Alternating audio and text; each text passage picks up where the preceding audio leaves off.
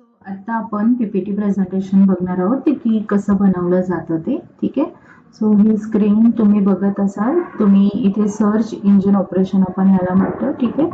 तर इथे जर क्लिक केलं तर तुम्ही कीबोर्ड जो आहे त्याच्यावरती पीपीटी असं जर क्लिक केलं तर तुम्हाला हे असं आयकॉन दिसून येईल. त्याच्यावरती क्लिक करायचं.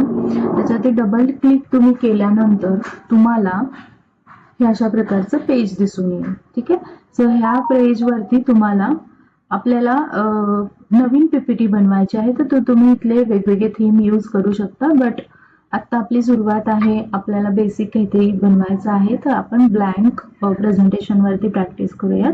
ठीक आहे. सो ब्लँक प्रेझेंटेशनवरती डबल क्लिक करायचं आहे तुम्हाला. तर ही स्क्रीन तुम्हाला पीपीटीची अवेलेबल होईल. आता जेव्हा आपण पीपीटीची ही स्क्रीन अवेलेबल होते तेव्हा इथे एक न्यू स्लाइडचं ऑप्शन आहे. ठीक आहे. आणि हे जे काही पेज दिसत आहे याला आपण म्हणतो स्लाइड. पीपीटी प्रेझेंटेशन मध्ये स्लाइड्स असतात.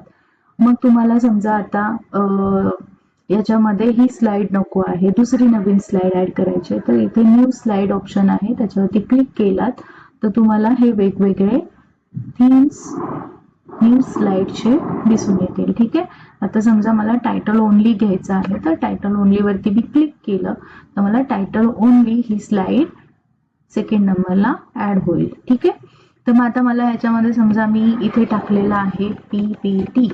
ठीक आहे. सो तुम्ही असं इन्सर्ट करू शकता. जेव्हा तुम्ही इन्सर्ट करता तेव्हा तुम्हाला हे जे काही रिबिन आहे याला आपण रिबिन म्हणतो, जिथे टूल्स असतात वेगवेगळे त्याचा वापर करून आपण पीपीटी अजून इंटरॅक्टिव्ह अट्रॅक्टिव्ह बनवू शकतो. ठीक आहे. जसं की आता पीपीटी हा शब्द आहे, मग तुम्ही जसं वर्ड फाईल मध्ये आपण चेंजेस करतो तसं वेगवेगळ्या फॉन्ट साईजेस असू शकतात, फॉन्ट स्टाईल असू शकतात, फॉन्ट साईज असू शकतं. तुम्ही इथूनही करू शकता, फॉन्ट साईज कमी जास्त इथूनही करू शकता आणि इथूनही करू शकता. ठीक आहे. किंवा मग बोल्ड असेल, इटॅलिक असेल, ठीक आहे, अंडरलाईन असेल, तर ह्या सगळ्या गोष्टी तुम्ही त्याच्यामध्ये यूज करू शकता. किंवा समजा आता सिच्युएशन अशी होते की जेव्हा आपण त्या पीपीटी शब्दावरून बाजूला येतो तेव्हा असं वरची रिपिंग सगळी इथला जो फॉन्ट साईज वगैरे एरिया आहे तो ब्लँक होतो. का होतो? कारण आपण जो शब्द आहे त्याच्यावरती काही काम करत नाही म्हणून. त्यामुळे जर तुम्हाला पुन्हा ह्या शब्दाला एडिट करायचा असेल तर त्याच्यावरती पुन्हा क्लिक करायचं. ठीक आहे. मग पुन्हा तुम्हाला हे आयकॉन दिसून येतील.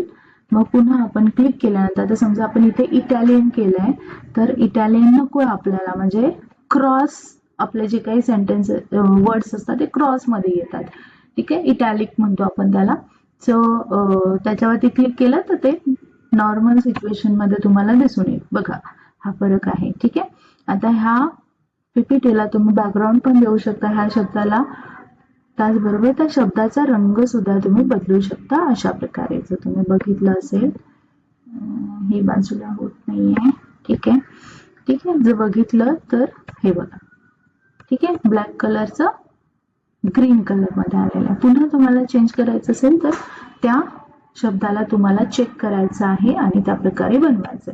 सो अशा प्रकारे तुम्ही नवीन नवीन स्लाइड्स वेगवेगळ्या प्रकारच्या ऍड करू शकता. तुम्ही कितीही स्लाइड तुमच्या कंटेंटनुसार, तुमच्या माहिती देण्यानुसार, कंपॅरिझन वाले स्लाइड आहे, टू कंटेंट वाला स्लाइड आहे, तर तुम्ही त्याच्यामध्ये ऍड ऑन करू शकता. आता ह्याच्यामध्ये अजून एक छोटीशी गोष्ट मी अशी सांगते की तुम्ही ह्या पीपीटीला वर खाली सुद्धा करू शकता.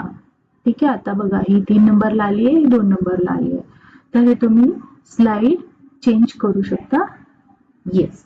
अजून याच्यावरती मी तुम्हाला माहिती सांगेन. पहिले एवढी प्रॅक्टिस करा आणि मग नेक्स्ट व्हिडिओमध्ये तुम्हाला डिझाईन्स काय असतात, ठीक आहे, म्हणजे पीपीटीला डिझाईन्स काय असतात ते आपण, वेगवेगळ्या थीम्स काय असतात, कशा द्यायच्या असतात, कलर कसे चेंज करायचे असतात, ह्या सगळ्या गोष्टी सांगेन.